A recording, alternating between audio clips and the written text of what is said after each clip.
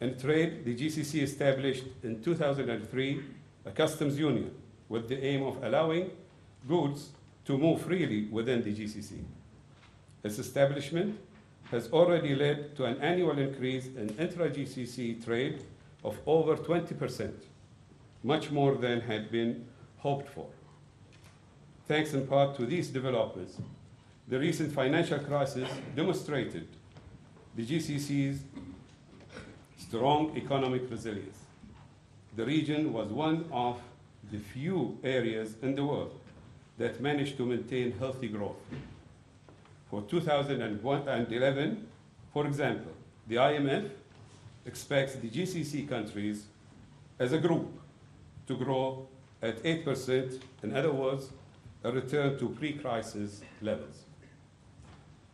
Ladies and gentlemen, having been given a superficial insight into the principles that have guided the GCC's development over the last 3 decades and how they are helping us address current and future challenges, I now want briefly to address how the GCC sees its place in the region and the world, and how it works constructively with international friends and partners.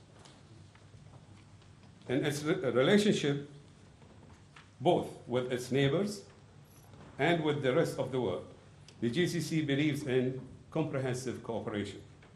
Indeed, the pillars of security, prosperity, and resilience can only truly be achieved through such cooperation within each state, between member states, and between the GCC and its friends and allies.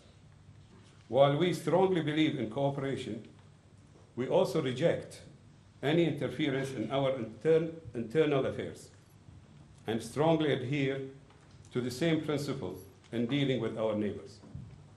Over the past decade, the GCC as a group has entered into collective trade negotiations and/or strategic dialogues with most of its key partners.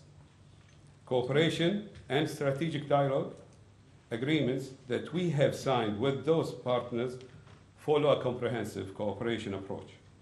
They include coordination, integration, and cooperation in almost all key areas. We are engaged in ongoing joint work with our partners on trade, education, culture, energy, the environment, as well as on security and political coordination. As part of this comprehensive approach, GCC countries have for decades provided development assistance both in their immediate neighborhood and beyond, and their development agencies are well known for their support of such programs the world over. For example, approximately $1.65 billion to finance projects in Gaza Strip through the GCC program for the reconstruction of Gaza. Some $15 billion to Egypt in various forms to help meet economic challenges of transition. A leading role in providing humanitarian assistance in Libya. Significant international development aid and humanitarian assistance, including projects throughout Africa. Assisting Yemen in meeting security and economic challenges, including approximately $3.75 billion in funds between the year 2007 and 2011. Since recent events began in Yemen earlier this year, the GCC has worked closely with other international partners through the Friends of Yemen group, which sought to encourage Yemen to implement reforms in all areas. Further, in April, 5 GCC states launched an initiative that aims to bring about a peaceful transfer of power in Yemen.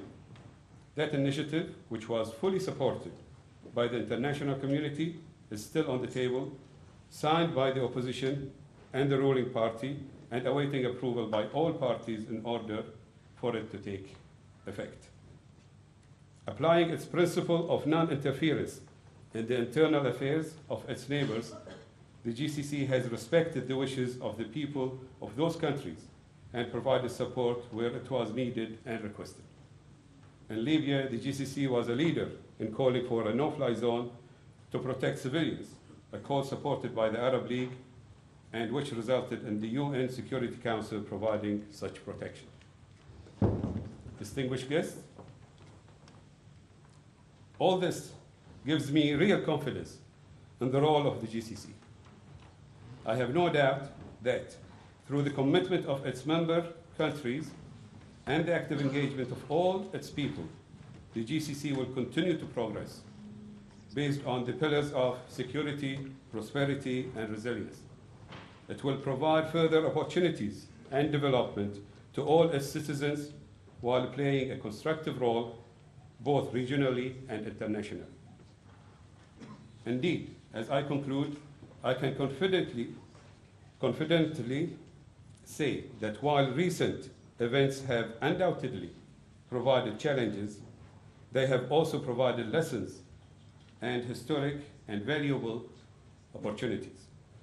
They have strengthened the bonds between member states and enhanced the role and cohesion of the GCC as an organization.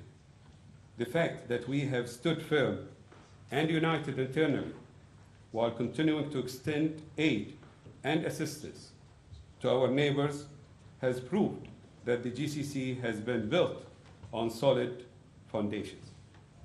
Now we must ensure that what we build onto these foundations is not only strong, but most importantly, flexible.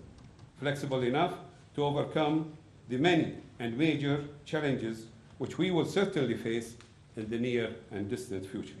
Thank you.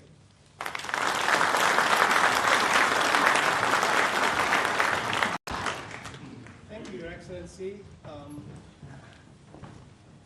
I'd like now to invite His Royal Highness Turki bin Faisal Al Saud to address the audience. Thank you.